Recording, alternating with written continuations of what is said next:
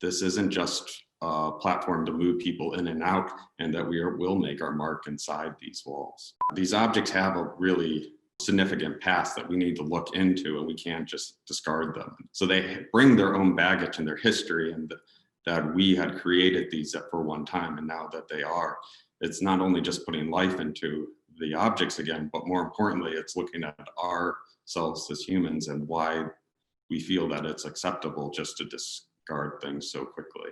There is something that's frightening about that, because none of us would give that away if we actually got to see what they were doing with all that data. Hi, my name is Sibilla Maiarelli, and I'm speaking with Donovan, who currently has a solo show at M23 in Chinatown. So I first want to talk about your time at MICA.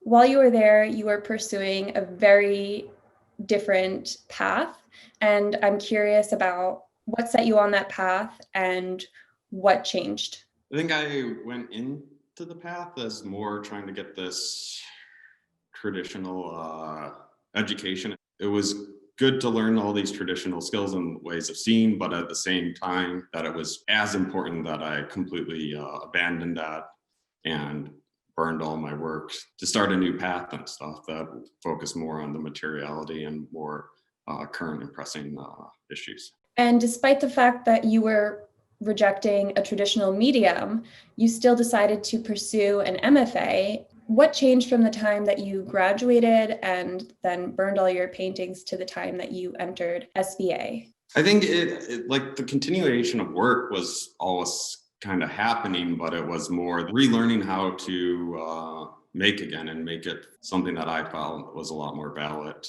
and more true to me and the times. So while you were still a student at SBA, you created Institution, which is a piece that has gotten a lot of attention. And I'm curious about the aftermath of creating that piece. Instead of just going along with the rules that are inside, that the kind of these institutions tell you that this is what makes good art, you have to be constantly fighting against them and challenging these things. And then this was a way me doing that was by challenging even the ideas of what a studio is that they say that you can make your grand thesis in, and what is the constraints of that architecture, and what happens if you rip this away to actually see the other past that this building has had and all the other uses it's been used for too. So dismantling the current architecture that was there and taking down this kind of system and challenging it, and also challenging the teachers and everyone else that was inside of that,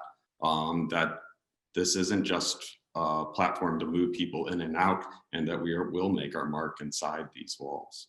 One of the themes that we see throughout your work is the topic of the environment and environmentalism. So we have Blanket, which is from 2014 to 2016, and then a couple of pieces in the current show, Wasteland and Control Command Delete 1, 2, and 3, which talk about the environment. What I think is interesting is that this is something that you've been talking about for a long time, but in between you were at this residency in Portugal, which does have a significant environmental meaning. Can you talk about that? It's something that I've always been interested in, like trying to pursue and trying to look further and understand my knowledge more, and also how I participate in it.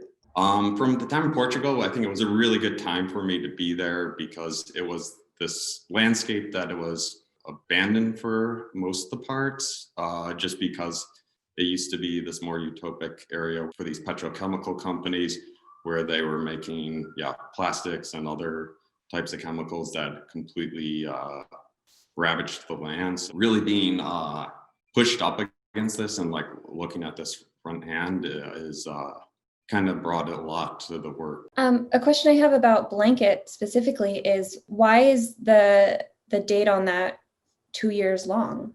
I think that one just kept on growing, and then it started off quite small, because it was all used from discarded plastic bags from the grocery store. So it was just continually growing from that time, and it was shown in different ways. And I think the last image that will be shown is it's at its final completion. Coming back to the work in the current show, can you talk about Wasteland and Control Command Delete 1, 2, and 3? For Wasteland, I'll start off. It was inspired by these kind of canisters that that were made there, and they were meant to hold chemicals that had just been abandoned. And I quickly realized that I wanted to, once I came back, that I needed to make my own gesture and continue this rather than just these broken objects to kind of show the past lineage of these things. And also with Wasteland, so there's these big canisters that hover around on a motor that kind of in this slow cycle. And I thought that was indicative also of the time and the place that they were found in. It was right next to the Lisbon Sea. So this tide is going in and out all the time. So I wanted something that kind of signified time within the piece. I've been very interested in working with shells in my past, and I was able to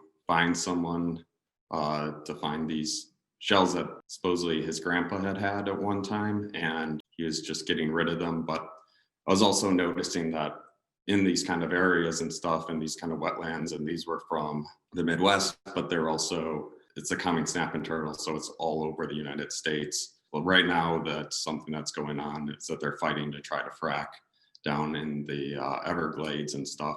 But another area where it's prevalent to have many turtles and reptiles, but also that it's like these natural gases and stuff and oil spills will start coming over. So to kind of have the inside of this shell that's kind of hunched over, barely hanging onto the wall, and that has just a little pin that is the only thing that actually is attaching it to the wall.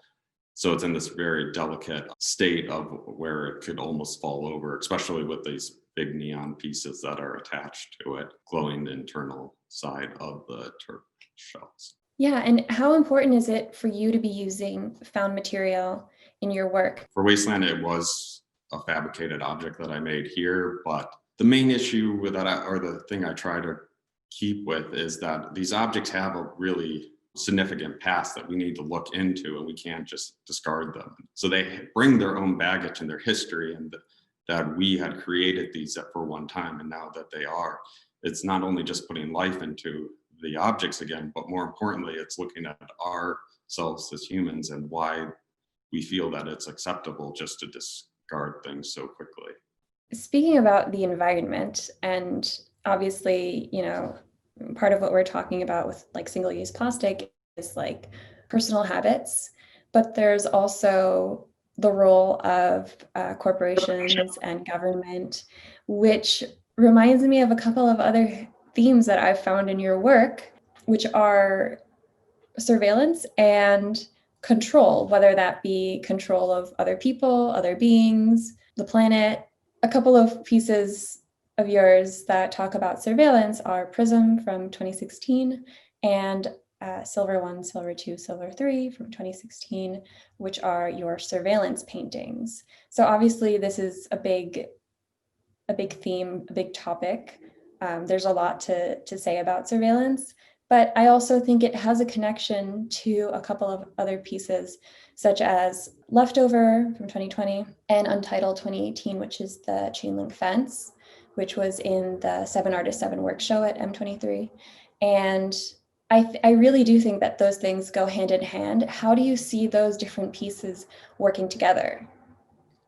Yeah, I think again, it's all about control in a way, and it's kind of fighting with these kind of systems that we have no way of getting out of. There's no way to not be surveilled, really. You can do certain things, but to do those kind of things, you're also saying that I'm not going to participate with society too. Now it used to be more government and stuff, but the government allows kind of these corporations to do these certain things too. So, and I guess the work for the surveillance for like the painting works were kind of, making the viewer actually kind of feel this and be a part of the viewing experience by being actually surveilled through these kind of mirror-like painting that was made out of a two-way mirror film, so they only saw their reflections.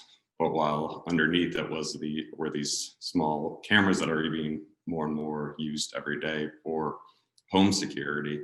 and that you kind of got to go through the gallery, and then until you got to the back area, you noticed that you were actually being recorded, and that it's not only just a recording of you that you're seeing, it's a recording that with quite a bit of a delay on it too, so that you're seeing yourself move through this in a past tense.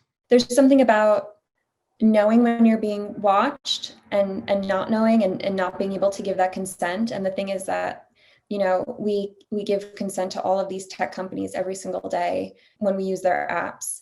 And we seem to be so accustomed to that and okay with that, even though, they're using that data to make algorithms that negatively affect us in many ways. But then when you peel it back and you create this kind of experiment in your work where you're recording people without their knowledge, and I guess the expected reaction is for them to be uncomfortable. But the thing is that it's something that happens throughout their day constantly. Yeah, I think it's just a way of just putting it into and I mean, that's what artwork does in general. This does it in a very much more literal way, is to actually showing you what you're giving away all the time, and that there is this, not just maybe a person, but they are recording everything that you're doing. And there is something that's frightening about that, because none of us would give that away if we actually got to see what they were doing with all that data. And that's Exactly. just putting it back into the forefront of the viewer and stuff. So Thanks for speaking with me. I've really enjoyed hearing more about your work and really getting into it and covering some of these topics and messages. So yeah, thank you. thank you so much for everything. Yeah, Bye. nice to see you. Bye.